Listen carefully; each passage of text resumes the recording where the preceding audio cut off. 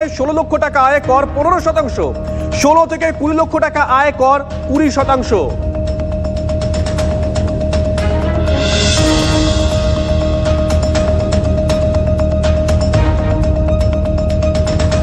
Of our government's trust on the middle class taxpayers, I am now happy to announce that there will be no income tax payable up to income of 12 lakh rupees.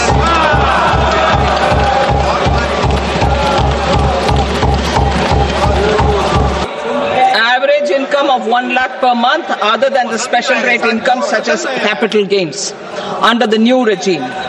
This limit will be 12.75 lakh for salaried taxpayers due to the standard deduction of 75,000.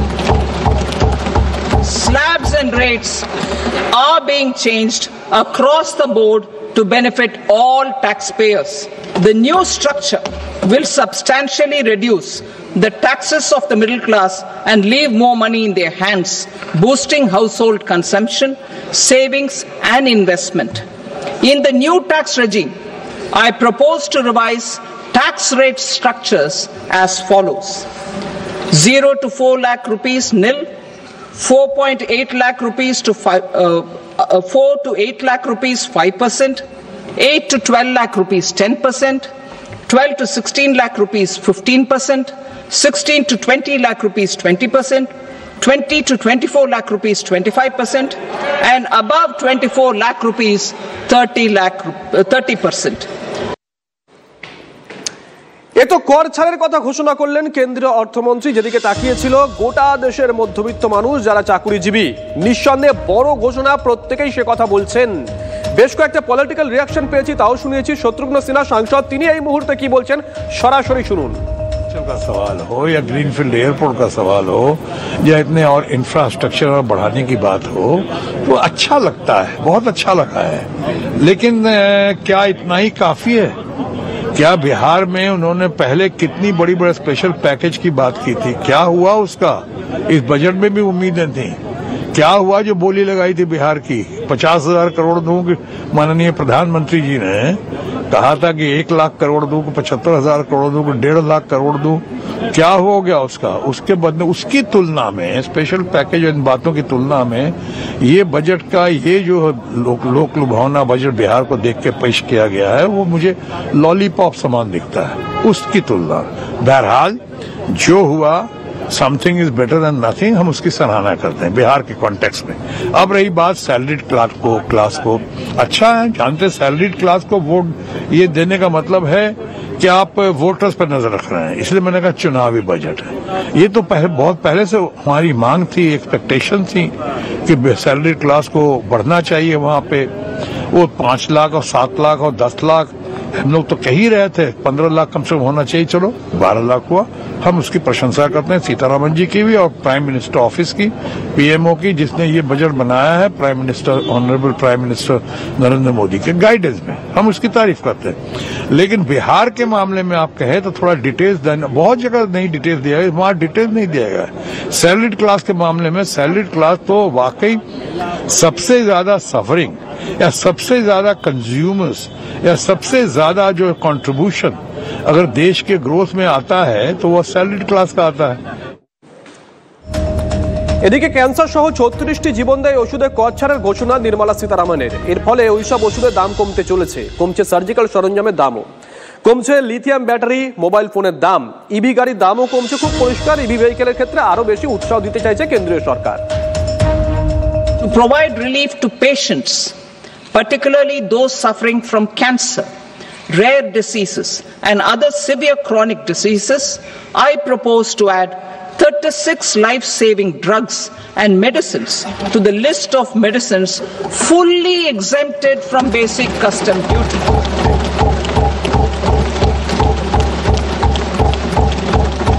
I also propose to add 6 life-saving medicines to the list attracting concessional custom duty of 5%.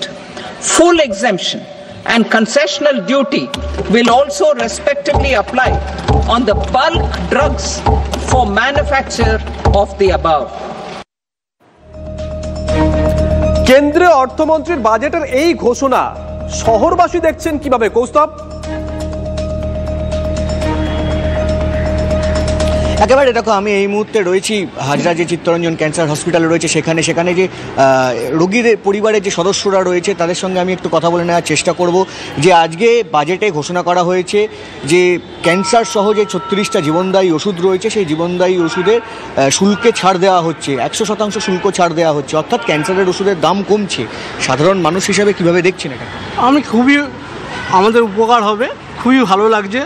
যত ওষুধের দাম কমবে ততই আমাদের মঙ্গল।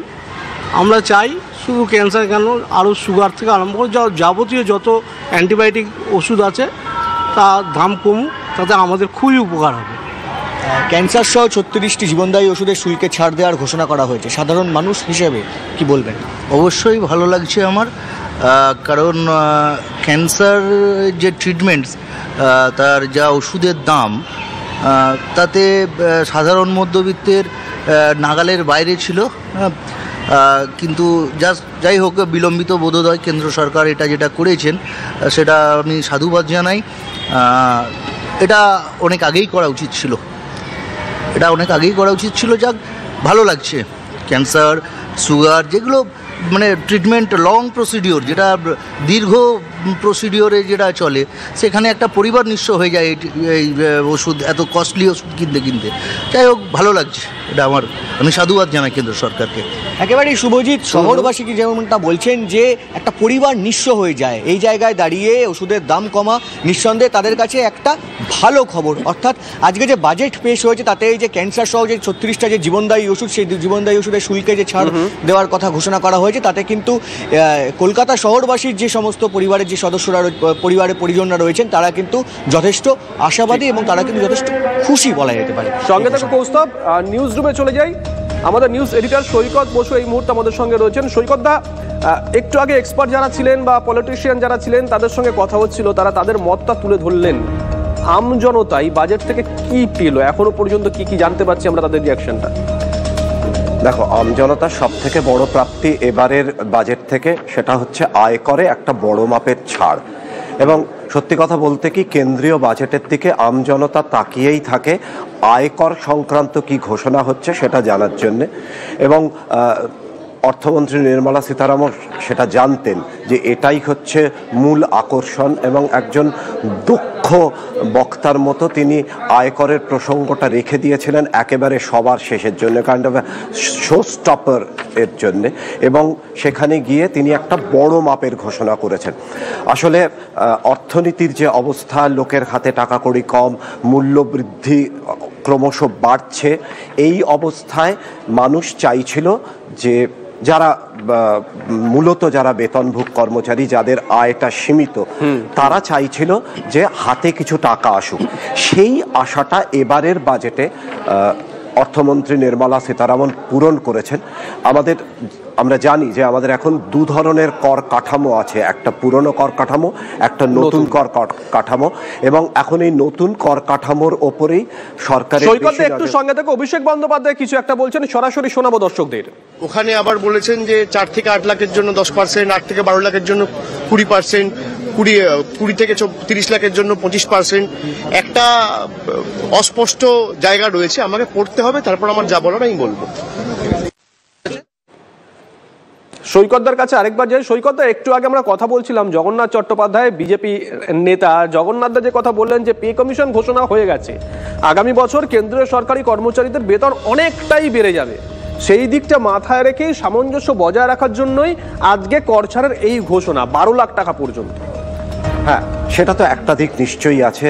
কেন্দ্রীয় সরকারি কর্মচারীদের অঙ্ক বাড়বে, বেতনের পরিমাণ বাড়বে, এবং তার সঙ্গে তাল রেখে প্রতি বছর কিছু কিছু ছাড় বাড়াতে হয়, এটা